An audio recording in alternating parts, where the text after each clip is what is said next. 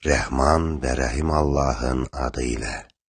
Gərəksizdən xeyir işə dəvət edən, yaxşı işə buyuran və pisliklərdən çəkindirən bir dəstə olsun. Bugün biz Efesli Artemidanın məbədindən söhbət açmayacağıq. Bu məbədin tarixi ilə bağlı bir əhvalatı xatırlamaqdan başqa. Rəvayətə görə dünyanın 7 möcüzəsindən biri olan Efesli Artemidanın məbədi Herastat adlı bir Efes sakini tərəfindən yandırılıb.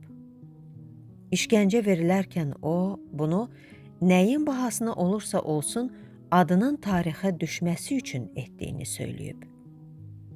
Efeslilər ona edam cəzası verməklə yanaşı, onun istəyinin əksini, adının heç vaxt, heç yerdə çəkilməməsi qərarını veriblər. Herastatın bu ağla sığmaz vəhşiliyi ilə bağlı yaranan Herastat şöhrəti ifadəsi də mövcuddur.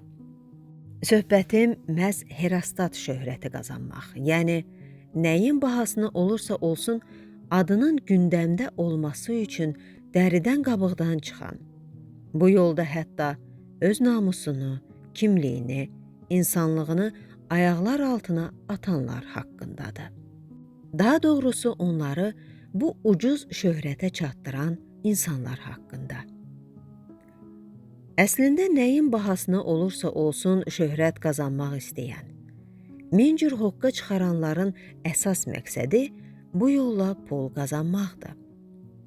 Amma onları arzularına çatdıran kütlənin bir məqsədi yoxdur. Onların işi sadəcə axmaqlıqdır. Bu mövzu beynimdə dolaşandan show biznes aləminin bir sıra videolarını izlədim, şərhləri oxudum. Eyni bir müğənninin bir videosuna təriflər, başqa bir videosuna lənətləmələr yazıldığının şahidi oldum.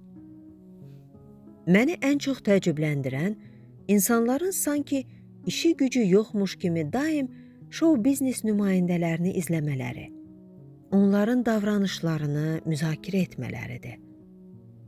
Bu cür insanların sayının çoxluğu daha təəccüblüdür. Doğrudanmı öz vaxtını belə cılız şeylərə sərf edən bu qədər kütbeyin, ağılsız insan var? Özünü həvəslə, hətta fəxrlə fanat adlandıran, kiməsə pərəstiş etdiyini söyləyən aciz insan, pərəstişin yalnız Allaha məxsus olduğunu bilmirmi? İnsanın öz sevdikləri ilə bir olduğunu və qiyamətdə də bir olacağını bilmirmi? Qiyamətdə insanın gəncliyini hansı yolda keçirməsi, ömrünü nəyə sərf etməsi barədə soruşulacağını bilmirmi? Bəlkə heç axirətin, qiyamətin nə olduğunu bilmir. Hətta fanat olmayıb, əksinə tənqid mövqeyində olanlar da öz vaxtlarını niyə bəyənmədikləri bir şeyə sərf etdikləri barədə heç düşünmürlərmi? Nə gündəsən, deyə şərh yazan, özünün daha acınacaqlı gündə olduğunu, nə gündə olanı izlədiyini, öz vaxtını, enerjisini sərf edib onun üçün şərh yazdığını düşünmürmü? Bəlkə bu mənfi rəyin həmin adama bir mənfi təsiri olduğunu düşünür. Əksinə, hətta mənfi rəy yazmaq, hətta bəyənməmək düyməsini basmaq belə həmin videonun xeyrinədir. Bunları etməyib, sadəcə baxmaq belə, baxış sayını artırmaqla onun daha çox yayılmasına şərait yaradır. Tok-şoularla bağlı eyni sözləri demək olar. Güya cəmiyyətin əxlaqını pozduğuna görə filankəsin verilişi bağlansın, nəzarət qoyulsun kimi tələblər, bunlara baxmaqdan bezdik kimi iradlar nə qədər gülüncdür. Sanki insanı bunlara baxmağa məcbur edən var. Baxma, baxış sayı az olanda veriliş özü də bağlanmaq məcburiyyətində qalacaq. Necə deyərlər, mən baxmasam, sən baxmasan, o baxmasa kim baxacaq? Amma əksinə, ən bayağı, ən dəyərsiz videoların, verilişlərin reytinqi daha yüksəkdir. Baxış sayı rekord vurur. Bəyənənlər öz yerində, elə bəyənməyənlərin də hesabına. Bu haqda heç düşünməmisinizmi? Heç düşünməmisinizmi ki, vəzifəsi oxumaq olan müğənnilərdən niyə bu qədər müsahibə alınır? Niyə onlar bir-birinə replika atıb intriqa yaradır? Niyə mənasız söhbətlər müzakirə obyektinə çevrilib bu qədər yer alır? Düşünməmisiniz əlbəttə. Çünki bunlar elə sizin başınızı qatmaq, sizi düşünməyə qoymamaq üçündür. Çünki bunlar elə sizi qəflətdə saxlamaq, azadlığınızı əlinizdən alıb kölə etmək üçündür. Elə buna görə də öz həyatını yaşamaq əvəzinə başqasının həyatını, daha doğrusu nümayiş etdirdiyi göstərişi izləyir. Teleserial qəhrəmanlarının həyatını yaşayır insan.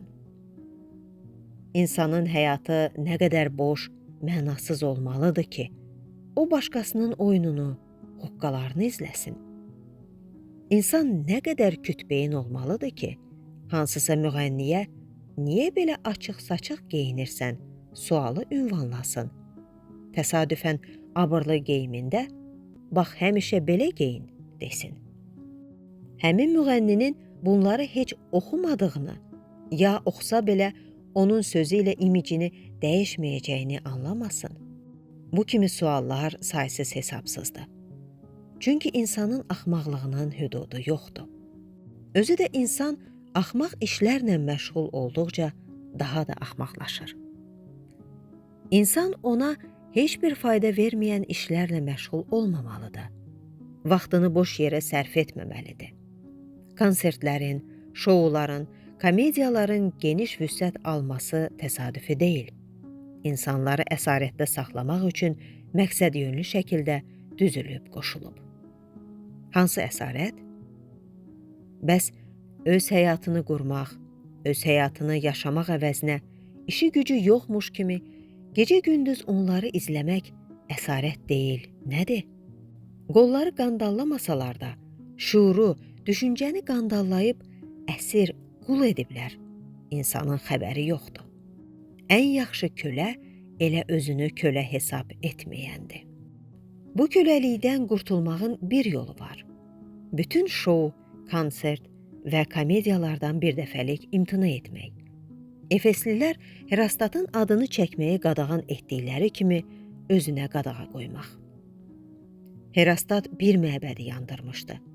Bu şoular, konsertlər isə mədəniyyəti, əxlaqı, dəyərləri yandırmaqla məşğuldur. Bayağı, mənasız verilişlərə, şou proqramlarına baxmayın. Bəyənmədiyiniz, açıq-saçıq geyimləri geyinənlərə, qazanc üçün, şöhrət üçün atılıb düşən, bir-birindən rəngarəng oyunlar, hoqqalar çıxaranlara baxmayın. Ömründə bir kitab nədir? Bir vərəq belə oxumayan, amma xalqa dərs keçən varlıqlara baxmayın. Dindən danışan imansızlara baxmayın. Əxlaqı olmayıb, əxlaqdan danışanlara baxmayın. Başqasını əxlaqsız adlandırmaqla özünün əxlaqlı olduğu gümanını yaratmaq istəyənlərə baxmayın. Yarıçılpaq halda naməhrəmlər qarşısında atılıb düşən, nazlanan, amma ailə dəyərlərindən danışanlara baxmayın. Bir sözlə, televizorda, Instagramda, TikTokda sizə faydası olmayan heç nəyə baxmayın. Bəs nə edək, deyəcəksiniz. Düşünün. Düşünün ki, mən bu dünyaya niyə gəlmişəm? Niyə yaranmışam? Bu yer planetinə nəyə göndərilmişəm? Hardan gəlmişəm? Hara gedəcəyəm? Sonum nə olacaq? Allahı zikr edin. Allaha şükr edin. Aldığınız nəfəsə, gözlərinizin görməsinə, yeriməyinizə, danışmağınıza, eşitməyinizə, bəxş etdiyi minlərlə, milyonlarla nemətlərə görə. Qur'an oxuyun. Heç olmazsa hər gün bircə ayə. Allahın ayələrindən, nişanələrindən xəbərdar olmaq üçün. Dua edin. Özünüz və başqaları üçün.